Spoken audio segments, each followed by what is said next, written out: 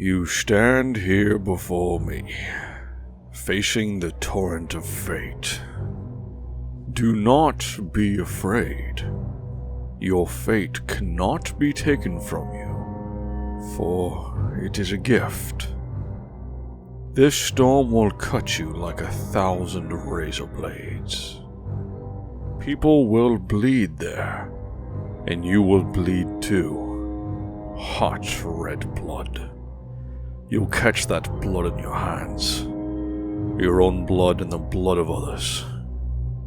And once the storm is over, you won't remember how you made it through, how you managed to survive. You won't even be sure, in fact, whether the storm is really over. But one thing is certain. When you come out of the storm, you won't be the same person who walked in. It is demonstrable that things cannot be otherwise than as they are. For all beings are created for an end, and all is necessarily for the best end. Not all paths lead to the same end. Some may come and some may go, their lives forever lost to the storm. Freely they stood who stood, and fell who fell. No one wants to suffer, but that is the fate of each, and some suffer more. Not necessarily of their own volition. It's not about enduring the suffering. It's about how you endure it. You must let what happens happen. Everything must be equal in your eyes. Good and evil, beautiful and ugly, foolish and wise. It is always thus, impelled by a state of mind which is destined not to last, we make our irrevocable decisions. It seems to me further that it is very odd that fate should leave so careful a trail, and spend so little time preparing the one that must follow it. Remember, the sword of destiny has two edges.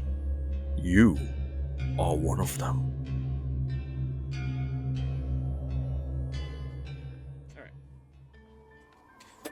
Before the Kingdom of Encore was forged by the Concord of the City-States, the map looked very different. The one you see before you now. The Might of Ironvale served as Warden of the Frigid North. At the foot of the... I have to correct this. Eastern Mountains, because fucking directions are a thing. At the foot of the Eastern Mountains... You're welcome. Thanks. Laid Faulkner, a hub of mining and industry. The southern desert stood the citadel of Karad. Stood, or should I say, walked. Amongst the central plateau, where the twin rivers meet, stood the formidable Fort Ducanis, the future foundation of a city we now know by the color of its halls. But it's on the western coast we find interest. From the port city of Sifrite, war was brewing. To the northwest lie the Starry Isles. The archipelago contains many islands, as well as the great central isle known as Tarver. The isles are called home by the people of a Goliath size, known by their strength and martial prowess. The chivalry of Tarver served as an elite of the elites, with their legendary blades made of a metal so sacred that none outside the order and its blacksmiths could touch the blade and live. For years, the greedy venture company of Ironvale had harassed the isles, attempting to claim a foothold and mine the precious metal. Foolish though that endeavor seemed, as the metal was so dense, only a giant could wield weapons forged from its construction. These blades could cut through softer blades, and create impenetrable, if not extremely heavy armor. The secret of its metallurgy was closely guarded by the chivalry, and none had managed to defeat them. Still, the nation took no chances, and actively worked to bolster its ranks of warriors. Perhaps the smallest island of the nation was called Garth, its inhabitants more livestock than shepherds. Yes, just more animals than people. You got it. Anyway, every year, those that came of age would be given the Trials of the Isles. The best of the best would be granted a stewardship on the Isle of Tarver under a member of the chivalry. For young Brienne, this had become a dream she intended to pursue relentlessly. She came of age alongside 2 others, both males, larger and stronger, and she vowed she would not fail. The trials were hard, the test of strength, dexterity, and cunning taking all she had to prevail. The last competition was a head-on brawl, with only one able to emerge victorious.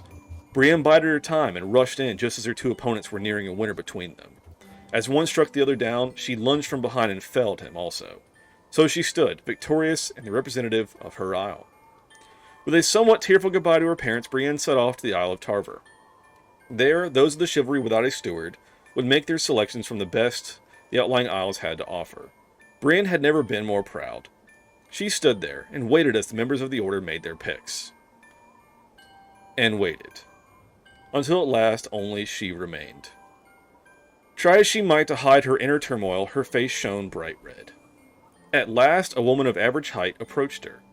Brienne had noticed her at the back of the group, and had seen her eyes measure each steward in turn. Without a word, she beckoned Brienne to follow. Wiping a hot tear from her face, Brienne began her life as a steward. Brienne, at first greatly dismayed over her mentor, found herself the envy of others. Her mentor was an elder of the order known as Nova, and had never taken a steward. She rarely spoke, her words carrying more weight than anyone could bear. She had never been bested in battle, and only drew her sword to send souls to the afterlife. Under her tutelage, Brienne grew proficient with a sword, becoming a warrior in her own right. Graduation from her stewardship neared, only the trials of the mind and soul remained. However, the city-state of Sifrite, to the south, had made an offensive into the Kareem steppes. The rest of the continent seemed hell-bent not to let a good war go to waste. Under the guise of the conflict, the Venture Company sent a legion of their hired wardens to invade the nearest isle, known as the Isle of Barclay. The Venture Company told the Council of City-States that the Star Isles had declared themselves allies of the Sifritians, so they were doing their part for the war effort. An envoy was sent from Fort Ducanis to parley with the Isles, but the Venture Company waited for no man's permission. The chivalry acted swiftly, mounting a defense of Barclay that stopped the wardens cold on the shores. A young upstart among them, named Ragnar, broke the line and established a beachhead. The chivalry fell back to higher ground, and from there a stalemate begrudgingly formed. The Venture Company continued to reinforce the beachhead from there with their hired wardens. The chivalry fortified their defensive position. A sort of killing zone formed between the lines. Finally, a yell went up from the defenses to hold fast and listen. From the lines emerged Nova, leading an envoy that had arrived from the council. Crossing to the center of the gap, she beckoned all to hear. The envoy stated that the Venture Company's actions were illegal. The Star Isles held no alliance with the Sifritians, and the assault must be halted immediately lest they face the wrath of the rest of the city-states. The wardens of Ironvale stood down, began to withdraw to the ships. A Venture Company loyalist raised his sword and led a charge of 100 company men across the killing fields. Seeing it all unfold in seemingly slow motion, Brienne hopped to the defensive line and rushed to the aid of her mentor. Nova stood her ground and slowly unsheathed her sword. The blade shone black as midnight, a sight few had ever beheld and lived. Brienne felt miles away as her mentor was beset by the onslaught of men. They began to fall, but there were simply too many. A rush of wardens stormed out after them, seemingly joining in the attack. Brienne joined her mentor's side just as Nova began to fall to her knees, bleeding profusely from multiple spears still protruding from her abdomen. She slumped forward and the spears pushed out her back. As a steward, Brienne had not yet earned her sword. In this moment, all thoughts left her. More company men pushed up, followed swiftly by the wardens. Without a thought, Brienne grabbed the blade of Nova and lifted it to meet the attackers. She cut down the first, the second, and the third. The fourth took a sword to the back, and as he fell forward, the warden known as Ragnar stood holding the sword. With slow purpose, he withdrew it from the back of the company man and slowly cleaned it against his cloak before sheathing it. He said nothing to Brienne, but his gaze was one of respect. With that, he turned and the wardens returned to their ships. Brienne was left standing over the body of her mentor, sword in hand. A chivalry sword, one forbidden to be touched by any except its master. A small noise broke her stupor, and she dropped to the ground beside Nova. In a quiet, dying voice belying her usual strength, she told Brienne of her fate. by the transgression of handling a sacred sword, especially the sword of an elder, and without having completed her trials, Brienne was thereby banished from the Starry Isles, never to return. As this cold realization sank in, Nova continued further. Nova had no offspring, no relations with which to pass down her sword. As her right as a member of the chivalry, she bequeathed the sword to Brienne. Even as Brienne faced banishment, the legacy of Nova would live on through her sword hand of her faithful steward. It was on that day that Brienne passed her trial of the soul, but forever lost her trial of the mind. A deep vengeance began to boil inside her, one that overtook her senses. With no home to return to, she boarded the ship with the wardens and swore one day to put the officials of the Venture Company to the sword. In the Feywild, there was a small declining clan of Eladrin, and a pair of young high elf brothers named Rickthorn and Veilthorn. The Blackbriar clan had faced hardship and loss of political standing among the Seelie court, with the crowning of a new queen from a rival clan. Young Rickthorn experienced a profound religious epiphany and found strength in Ishthagern, the deity of healing, and began to preach a message of hope to the masses. The revival revitalized the dwindling community, and soon more followers flocked to the message of hope. The downtrodden amassed and rose up against the unjust queen, unseating her from court and establishing a royal religion. As its messenger, Rickthorn became known simply as the Hope. With divine blessing, he led a campaign against the Unseelie court that saw many victories rising through the ranks. However, a new threat emerged. During his push against the Unseelie, a rift had opened to the material plane back near his homelands. Trade had begun to prosper, and missionaries of Ishthagern traversed the rift to bring their message of hope. Suddenly, the flow of commerce ceased, and armed marauders stormed across through the breach, razing their villages. The Lord Commander of the Seelie court was forced to abandon the Unseelie campaign and face the interplanar foes. Mustering the warriors of the Blackbriar clan, Rickthorn and Veilthorn were given command of 3 companies between them. The Hope of the Legend found himself leading an attack through the rift. I will continue back here shortly. Unbeknownst to many, the ancient city of Falconer had a ruling class that never saw the light of day. Yes, behind the scenes of it all was a society of vampires. One such vampire lord had a spawn named Silas that, like so many, was tasked to go out at night and bring in food for the masters. On one such hunt, Silas ventured out further than ever before. He felt if he could find a rare enough prize, he might improve his station. He came to a wood known as the Cradle, and within it he found a wiry old woman. She seemed kindly, and hardly worthy of all his effort as a meal, but he knew better than to go back empty-handed. However, she proved more than his match, with strength more becoming a giant. Revealing her true self at last, the hag was on the verge of his destruction. Pleading quickly, he bemoaned his indentured servitude to his vampire lord, and begged for her mercy. This gave her pause, and after some time she agreed with kindness in her voice to help Silas be free of his masters. She brought him back to her hovel, where she strangely had a pet bear chained in the garden. Silas regarded the bear with little interest, though he could have sworn it moved its paws in a way to almost be waving at him. After a moment, he accepted her invitation to come inside. The hag upheld her into the bargain, waging a war against the vampires and driving them out of Falconer.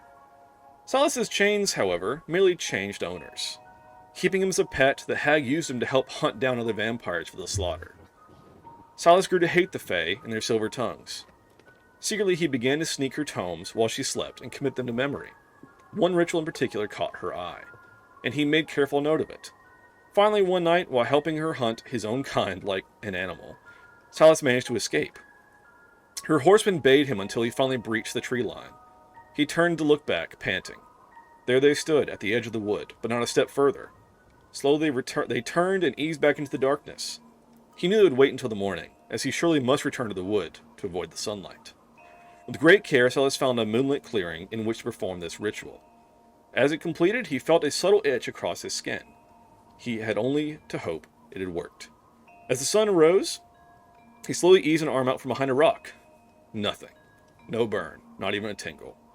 Finally, he had a new lease on life. For the first time, his life was his own. Suddenly finding himself as just another face in the workforce, earning a living was hard, grueling work. One day he saw a flyer on the bulletin board for a recruitment drive. Join the Royal Militia, earn steady pay, and have a roof over your head. For all that his independence meant to him, could he really go back into servitude? No, this was his choice. That's what made the difference. Choice. Can you feel it? That cold that just seeps into your bones. One of the most hostile environments found in our realm lies to the frigid north. Only the wardens of Irondale dare venture beyond the white curtain. But greed has made far better men do far madder things, has it not? Nestled in the crevices and crags of the frigid north are seams of gems, precious minerals and metals, and the legendary frost diamonds. The adventure company pays wardens and pays well to guard and guide their prospectors to these seams and to safely return. Such was the rearing of a man named Ragnar. Tagging along on expeditions almost since he could walk, he became baptized into what is known as the Way of the White. Paid handsomely for his protection, Ragnar spent his youth fighting off the likes of wolves, bears, frost trolls, and blizzards without end. One run he would remember forever. It was a true whiteout, and you couldn't see your hand in front of your face. He had lost track of his comrades and his caravan. He sought out shelter in some ice caves, and among the caves, out of the shadows, appeared a dire bear. At first, of course, he assumed it wanted nothing more than to have him as dinner. He stood his ground, yelling at the beast, "Well, go on then! Try your worst!" He took a mighty swing at it with his axe, only for it to swipe it away with its paw, leaving him with only his 2 hands and 2 legs for protection. He showed no fear because he knew no fear. He ran at it and wrestled the bear for what seemed like hours. Exhausted, they both fell to the ground. Ragnar blacked out. When he awoke, his eyes could hardly convince him of what he saw, as his head was resting on the bear's fur as it slept. Once the blizzard finally slaked its wrath, he found his way back to camp. Though all thought him lost or dead, he returned more than a man that day. And so it was, but rumblings to the south would soon set him about a new path of fate. Sifrite had launched an offensive into the Kareem Steppes in direct violation of the Compact of City-States. The call had gone out to quell the aggressor. The venture company announced a campaign against the Starry Isles, who had allied themselves with Sifrite. Feeling the wanderlust of a new adventure out in the world, Ragnar signed up as battalion commander for the assault. On the cold, snowy beaches, Ragnar sealed himself as he boarded the ship. He had fought all nature could throw at him for his entire life, yet now the prospect of fighting these Goliaths filled him with unease. Still, this was his duty, what he was being paid to do. As he hit the beaches, the battle was hard fought. The Goliath knights, known as the Chivalry, stood towering over him with swords forged from metal that could cut through the thickest armor. Ragnar beat them back with his axe and secured a beachhead for his troops. The Chivalry fell back to higher ground and fortified their defenses. The stalemate seemed unbreakable, with a veritable killing field created between the 2 lines. Ragnar longed for the simplicity of facing the Great White North.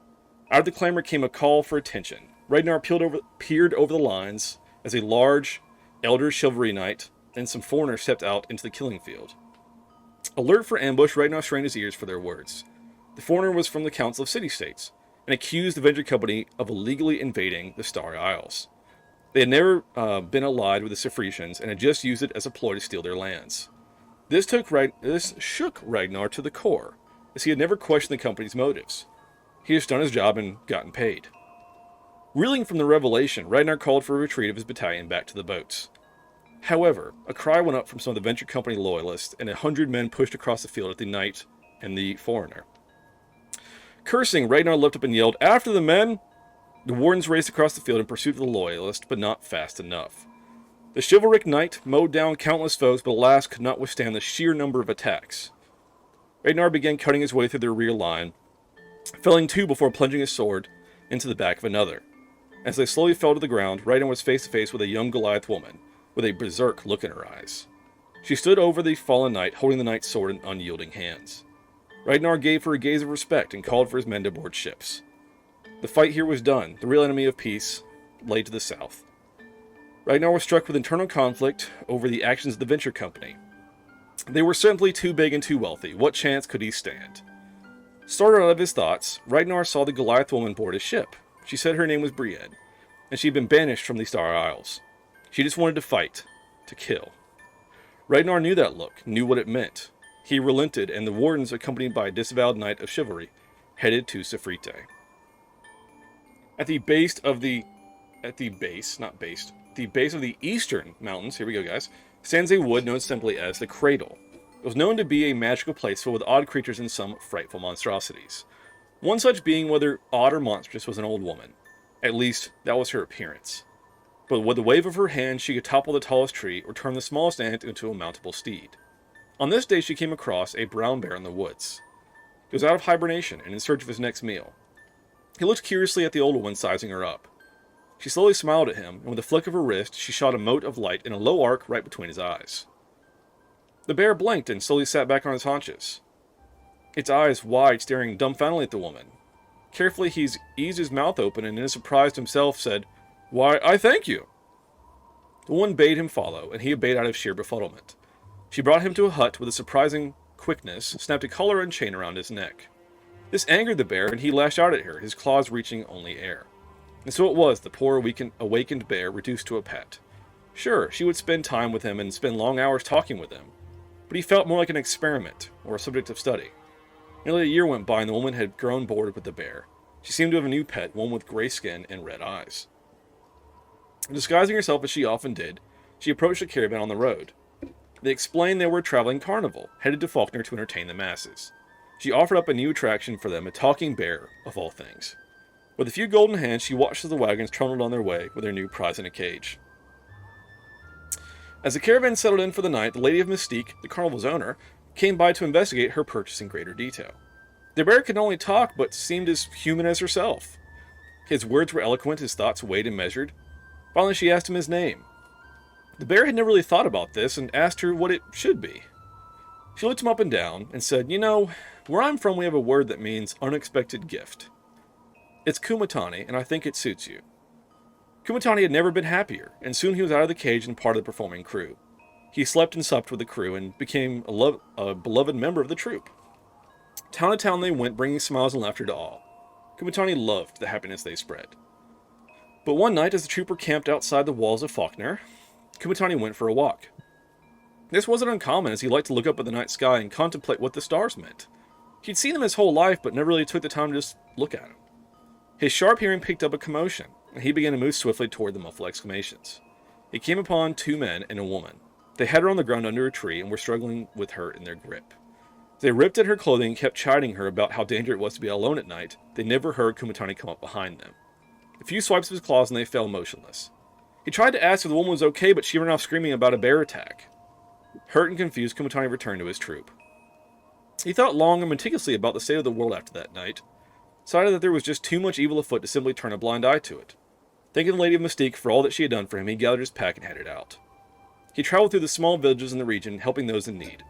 One cloudy evening, he found himself in the small river port town of Harum, which was in need of aid. You see, there was a vampire who had fled from Faulkner that was terrorizing the people of this town. So Kumatani summoned up his courage and decided to take care of the vampire. Now, not being a great warrior, Kumatani relied on his wits. He went to the manor of the vampire and as calmly as possible asked if he could come in. Out of more curiosity than anything, and regarding him as his next meal, the vampire accepted. Kumatani sat across a table from him, tea in hand, and looked the vampire dead in the eyes as he spoke. "Ah, it must be so wonderful to be a vampire." Why?" the vampire asked. "Because you don't have to look at yourself in the mirror." The viciousness of his mockery, and a few minutes of horrible kazoo playing later, the vampire swore to leave town and never return. Kumatani relished a job well done and set back out on the road. Among the dunes of the Great Sea of Sand, to the south, was a tribe of wanderers. Burrowing underground and emerging at night to forage, the Kariv people developed eyes accustomed to darkness. It was amongst these wanderers a young boy by the name of Thalion was born. Beginning what seemed to be a normal life, little Thalion would leave little scraps of his precious food out at night for the little sand mice he had decided were his friends. One night, he awoke to the sound of crunching, and adjusting his eyes to the dark, he saw a shadowy figure eating his scraps. Calling out cautiously, the little figure suddenly hopped up onto the cot beside him. It was a little gremlin, and he thanked him for the food, and offered him anything his heart desired in return. Thalion thought for a minute, then replied that he wanted to be big and strong and protect his family. The gremlin grinned and said that his wish had been granted. With that, he hopped down and disappeared into the caves. Little Thalion was so giddy he could hardly sleep. He rushed to his parents and couldn't wait to tell them the news. His parents' faces slowly drained of color, and they took him with haste to the tribal shaman. Inspecting him, the shaman declared Thalion cursed. "No," he shouted, "he had been blessed with a wish!"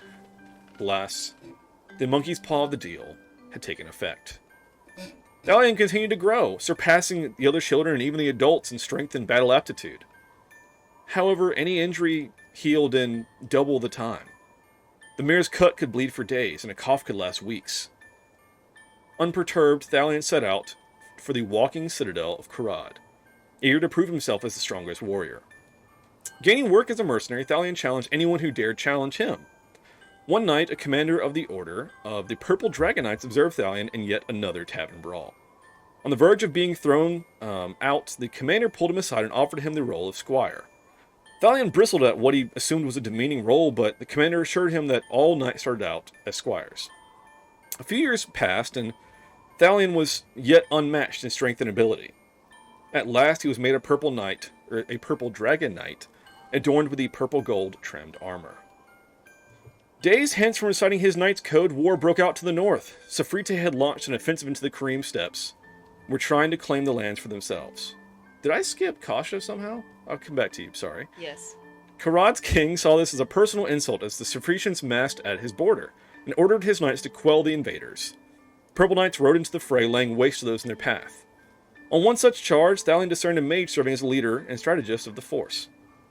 With a rallying cry, Thalion led a charge to the lines and cut a path to the mage. Leaping from his steed, he dueled the mage and dodged the magical strikes. Finally seeing an opening, he plunged his scarred longsword into the mage and turned the tide of the battle. And so went the campaign as the forces of the realm converged on Safrite. Speaking of the Kareem Steppes, the calm, quiet breeze blowing across the Kareem Steppes gave way to a low rumble. Aurochs came into view with their mounted riders and yoked wagons.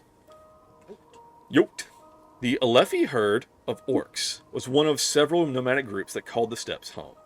They roamed the land, grazing their cattle and hunting the great muskal. However, their life of subsistence hunting was far from peaceful. Showing little mercy to any besides the traders they dealt with, the orcs raided any caravans found passing through the steppes. The men were slaughtered and any women or children were assimilated into the herd. The more conquest, the larger the herd, the more power they wielded. But as such, there were fewer and fewer full-blooded orcs amongst them. Brugo the Long-Tusked was one of them, and led the herd as its alpha. He was without rival, his prowess in combat uncontested. The latest raid was no different, the caravan headed to Kurad never standing a chance. But perhaps something was different. Among those captured was a human woman named Cassandra. She was tall, head and shoulders above her peers, with dark hair and eyes to match. Her olive skin was rough from years spent working the fields of the Central Plateau. She met Brugo's gaze without flinching, as she had to all of her masters before him. Brugo almost felt respect. Over the years, that respect developed into a relationship, which lost him his role as alpha for intermarrying a human. Brugo didn't care, and soon his daughter Kasha was born. Just, hold on, is it Kasha or Kosha? Kosha. Kosha, my bad. Alright, cool. Anyway. Okay. Together. I know, I was like, that's not one of my words, I need to ask. Alright. That's not one of my words. Yeah. The other ones I can pronounce however the fuck I want to, and no one can say anything because I made it up. Alright. Fate had their plans as the Safritians launched an offensive into the steppes. They touted a message of securing the steppes for trade once and for all. But the other city-states recognized the land grab for what it was. Kurad especially took offense, seeing their borders suddenly flooded with their rivals. The Alefi herd rode hard against the Safritians and caused great casualties, but they simply stood no match against the might and magic of their foe. The herd was broken, and Brugo lay dead on the grass. Cassandra fled with little Kosha in tow up the hills and onto the Central Plateau. The conflict would take a great many more lives before Safrite finally submitted. So, converging to Safrite, we had the Wardens of Ironbell and one disavowed Knight of Chivalry, as well as the forces from Kurad and the Purple Dragon Knights, which included Thalion, and the forces from the Central Plateau. Among which was a lord of a small fiefdom by the name of Carmine. And so the Safritians were beaten into submission, and the conflict resolved. Lord Carmine offered a battlefield commission to any that had fought alongside him to return to his lands and serve as royal peacekeepers in exchange for land and titles. Thalion, Ragnar, and Brienne accepted, for varying reasons. I think Thalion wanted the title, Ragnar wanted a path away from the greed of the venture company, and Brienne just couldn't face the venture company yet. She didn't have the backing, but she would bide her time and build her forces. So, with that, a new concord was established, with Safrite taking the full brunt of the reparations and tariffs. Of course, the nomadic herds of orcs would never be the same. Karad quietly used the conflict to establish outposts in the steppes, and the remaining orcs were moved onto reservations. Without the freedom to roam and graze, their herds became unsustainable and many starved. Those that survived found work as laborers for the great houses of Karad, and once more the steppes grew quiet. So Cassandra and Kosha settled in a farming community near Fort Ducanis, the very fields Cassandra had worked before being sold. Life was hard for the pair, as prejudice against Kosha's half-orc blood only worsened as her tusk came in. Against the protests of her mother, Kosha signed up for the Ducanis military. Servitude guaranteed citizenship, regardless of race or creed. As a citizen, Kosha could secure a living for herself and her mother. The strength of her orc bloodline saw her rise to the ranks as a fearsome warrior, though she possessed none of the quick wits of her mother. Still, the name of Kosha would become known after a siege by the forces of Windshale. So Windshale was home to the descendants of dragons, and these dragon humanoid variants believed themselves inheritors of the world. Pushing south, they raised Faulkner in the throes of its political upheaval and came upon Fort Ducanis. There they began a siege that turned into months. No end seemed in sight as the other city-states refused aid, awaiting the outcome. Alas, one night, a young half-orc named Kosha led a small cadre of soldiers out of the walls as shadows in the darkness and infiltrated the enemy's camp. A grand tent of resplendent colors caught her eye, and as her companions slit the throats of the guards, Kosha slipped inside. There, in the throes of passion with what appeared to be a slender kobold servant, was the Dragonborn leader known as Fidalko. As an abashed Kosha regarded him, he quickly leapt up and grabbed his sword fully in the buff. They clashed swords, but he proved no match for her strength. As she plunged her axe into his abdomen and his blood slowly covered his nudity, Kosha reached down and picked up his sword. As she inspected it, it gave off a faint blue glow. Holding it aloft, the tent was suddenly bathed in moonlight. Outside the tent, the sound of battle erupted as the main army descended on the siege works in force. While their leader, the Dragonborn, were routed and driven back beyond even Faulkner. Kosha and the Moonlight Blade had earned her place among the soldiers. The tale of her accosting the naked Dragonborn became legend. Stymied by the reparations and sanctions imposed after their failed land grab attempt in the Karim Steppes, the economy of Safrite was in shambles. The city's leadership, guided by the clandestine order of ethereal prescience, placed their faith in the Magi, Hallister Grey. Hallister had discovered the secret of planar travel and opened a rift into the Feywild. This new source of trade and magic was a boon to the starving city, and for a time there was peace. However, as relations continued to develop, the intermixing of Fey, their religion, and the races of the material plane spun up extremist groups. One such group gained the support of Hallister himself, calling themselves Grey Cloaks. And they rapidly increased in power and followers, spouting messages of hate. Tension bowled over one night as they took to the streets, smashing windows, burning businesses, and murdering anyone Fey or Fey-friendly. Convincing the council, or perhaps hypnotizing them with Hallister's help, the Grey Cloaks formed up an army of townspeople that began wiping out the Fey population. Not satiated, they began raiding expeditions into the Feywild itself, pillaging peaceful villages and burning sacred groves. So, this brings us to Rickthorn leading an attack through the rift.